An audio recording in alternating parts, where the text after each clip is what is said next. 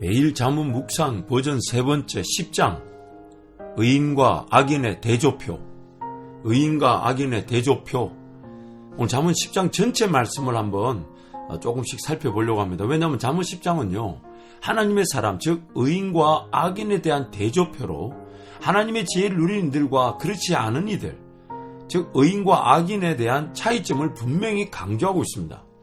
예를 들면 2절 말씀 보면 부정하게 모은 재물은 쓸모가 있지만 의리는 죽을 사람도 건져낸다. 악인의 형통함은 결코 형통하지 않다는 것입니다. 부정한 방법으로 물질이 모이고 쌓일 수 있다는 것이 오늘 우리 하나님의 자녀들인 의인이라 불리는 우리에게 두려움이 되어야 하는 것입니다.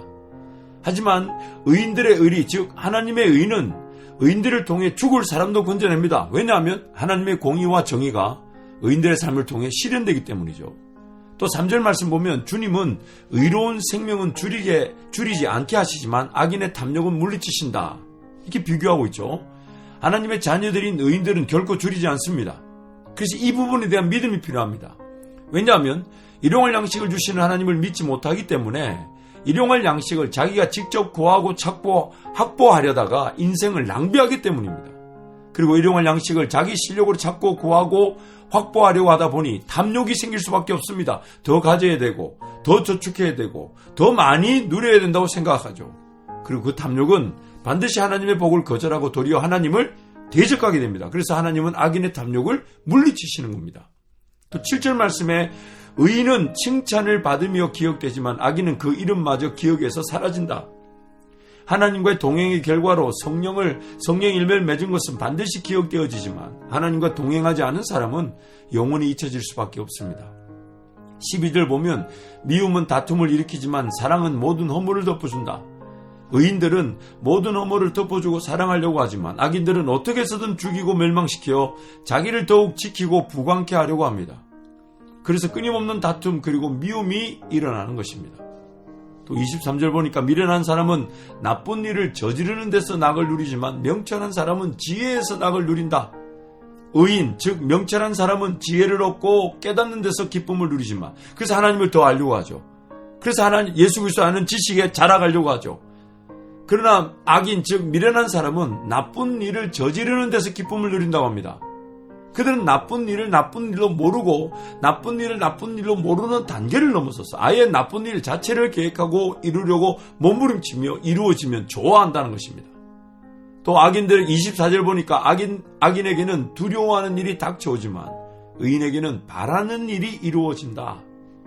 의인들에게는 바라고 소망하는 계획이 하나님 은혜로 실행되지만 악인들은 그들의 계획과 말과 행동이 자신들을 무너뜨릴 두려운 사건이 되어버립니다. 그리고 그러한 것들이 닥쳐올 때에 속수무책으로 당하게 됩니다. 27절 말씀 보니까 주님을 경외하면 장수를 누리지만 악인의 수명은 짧아진다. 의인들은 주님을 두려워함으로 경외하기에 장수하지만 악인들은 자신들의 삶을 자신들이 개척하면서 입에 독을 머금고 온갖 악행을 저지르기에 자기 스스로가 자기 수명을 단축시키는 것입니다. 28절 보니까 의인의 희망은 기쁨을 거두지만 악인의 희망은 끊어진다.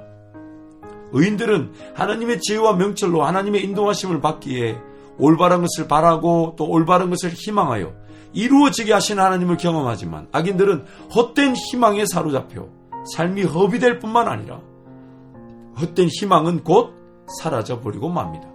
또 29절 보니까 주님의 도가 정직한 사람에게는 힘이 되지만 악행을 하는 사람에게는 멸망이 된다.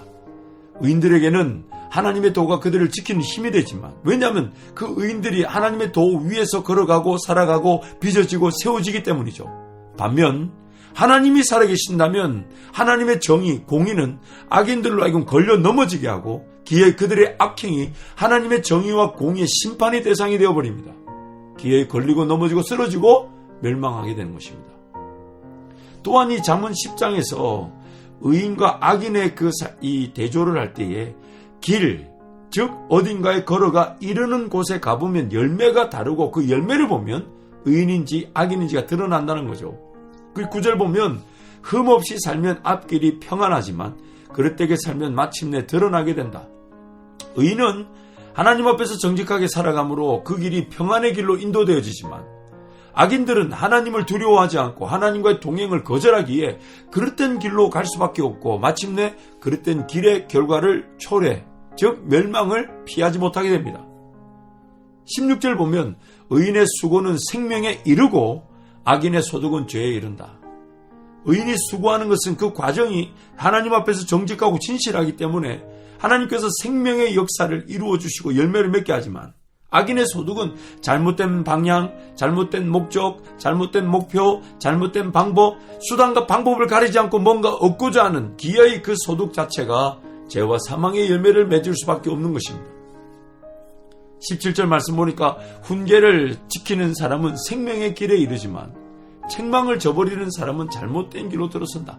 즉 의인은 하나님의 지혜의 길을 기르고 명철, 즉 그것을 이해하려고 하나님 은혜를 구함으로 훈계받고 명령을 듣고 순종하여 생명의 길에 이르지만 악인들은 책망을 저버리고 훈계받기를 거절하여 기어이 그들의 욕심, 정욕을 이기지 못한 죄의 길, 사망의 길, 잘못된 길로 들어서게 되는 것입니다.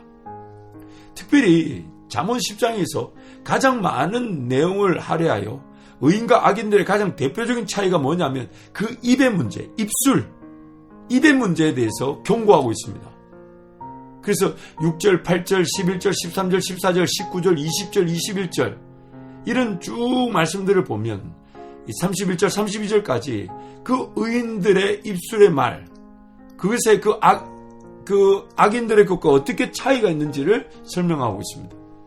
6절 말씀 보니까 의인은 머리에 복을 이고 있으나 악인은 입에 독을 머금고 있다.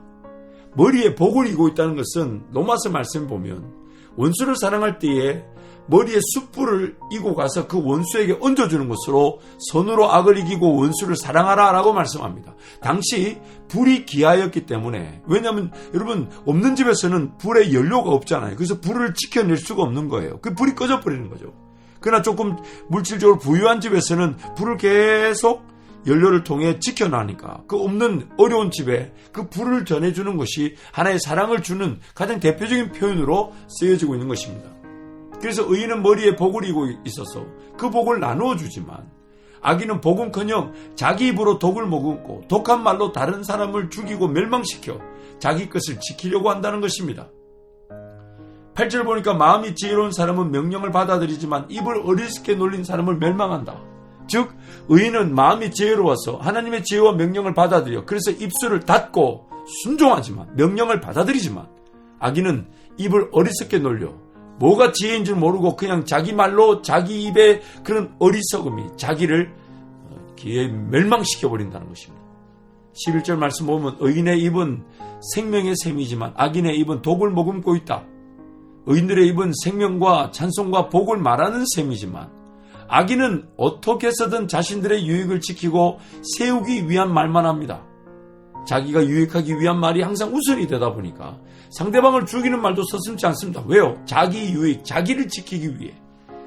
그래서 13절 보니까 명철한 사람의 입술에는 지혜가 있지만 지혜가 없는 사람의 등에는 매가 떨어진다. 의인들은 명철, 하나님의 지혜를 듣고자 하고 분별하고자 하므로 그 의인들의 입술에는 하나님의 지혜를 들은 그 지혜의 말이 나오지만 악인들은 자기 입의 말과 행위로 도리어 심판을 당합니다. 수치를 당합니다. 매를 당하고 고통을 당합니다. 14절 말씀 보니까 지혜로운 사람은 지식을 간직하지만 미련한 사람의 입은 멸망을 재촉한다. 의인 즉 지혜로운 사람은 하나님의 지식을 간직합니다. 묵상합니다. 생각해봅니다. 그것을 가지고 어떻게 살아갈지를 고민합니다. 함부로 떠들고 다니면서 자기 것인 양 자랑하지도 않습니다.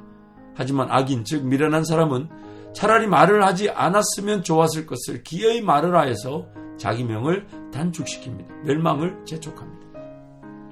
19절 말씀 보니까 말이 많으면 허물을 면하기 어려우나 입을 조심하는 사람은 지혜가 있다. 의인들은 지혜를 통해 입을 조심합니다. 지혜를 까먹을 수 있고요. 헛된 어리석음이 드러날 수 있기 때문에 입을 조심하지만 악인들은 자기 마음대로 말합니다. 생각나는데 자기가 똑똑한 줄 알고요. 지혜로운 줄 알고요. 명철한 줄 알고. 그러나 그 많은 말들이 결국 자기를 올가매는 올가매가 되어버리죠. 허물을 면하기가 어렵습니다. 20절 의인의 혀는 순수한 은과 같지만 악인의 마음은 아무 가치가 없다. 의인들의 혀는 순수한 은, 깨끗하고 정결하여 그 가치를 인정받지만 악인의 마음은 아무 가치가 없습니다. 죽은 상태입니다. 21절 보니까 의인의 입술은 많은 사람을 먹여 살리지만 어리석은 사람은 생각 없이 살다가 죽는다. 의인의 입술은 말을 하면 할수록 사람을 먹여 살리지만 악인 즉 어리석은 사람은 생각 없이 살다가 죽습니다. 훈계를 받지 않고 제멋대로 사는 사람의 가장 큰 특징이 생각이 없습니다. 생각이 없으니까 자기 하고 싶은 대로 말하고 자기 하고 싶은 대로 행하고 욕심대로 정욕대로 미혹되어 살기에 삶은 정상적일 수 없고 건강할 수 없는 것입니다. 31절 의인의 입에서는 지혜가 나오지만 거짓말하는 여는 잘릴 것이다. 하나님의 지혜와 명철을 깨달은 의인들의 입에서는 지혜가 나오지만 악인들은 거짓말로 자신들을 포장하고 지키려고 하기에 그 혀가 유지될 수가 없는 거죠. 32절 의인의 입술은 남을 기쁘게 하는 말이 무엇인지 알지만 악인의 입은 거짓을 말할 뿐이다. 하나님의 지혜와 명철을 통해 의인들은 하나님의 지혜를 전함으로 상대방을 살리고 기쁘게 하는 말, 그래서 하나님 나라를 더 많이 정복하고 다스리고 통제하며, 그러나 그 모든 다스리는 영역의 사람들이 의인들을 통해 살아나고 회복되게 되지만 악인들은 자신들을 지키는 것을 우선으로 하기에 남을 지키고 멸망시키고 거짓으로 포장할 뿐입니다. 무엇보다 잠언 10장에서 마지막 결론으로 그 의인들과 악인들의 기초, 삶의 기초가 다르다고 25절 30절에서 얘기합니다. 25절 보니까 해오리 바람이 지나가면 악인은 없어져도 의인은 영원한 기초처럼 꼼짝하지 않는다. 의인들은 하나님의 지혜와 명철로 깊게 뿌리 내린 나무처럼 흔들리지 않습니다. 그 악인들은 듣기를 싫어하고 훈계받기를 거절하여 바람이 조금만 불어도 흔들리고 뽑혀버립니다. 30절 의인은 영원히 흔들리지 않지만 악인은 땅에서 베개내지 못한다. 깊이 뿌리 내린 의인들의 삶은 흔들리지 않지만 악인들은 바람에 날리는 겨처럼 땅에서 베개내지 못하고 이리저리 불려다니다가 끝내 멸망의 길을 자처하고 마는 것입니다.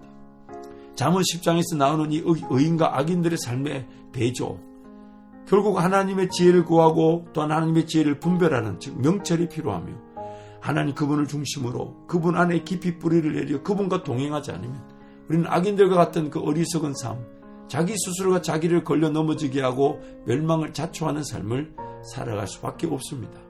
그러면 오늘 또 하나님의 지혜, 하나님의 명철을 구하고 하나님과 동행하는 모든 삶이 되기를 축복합니다.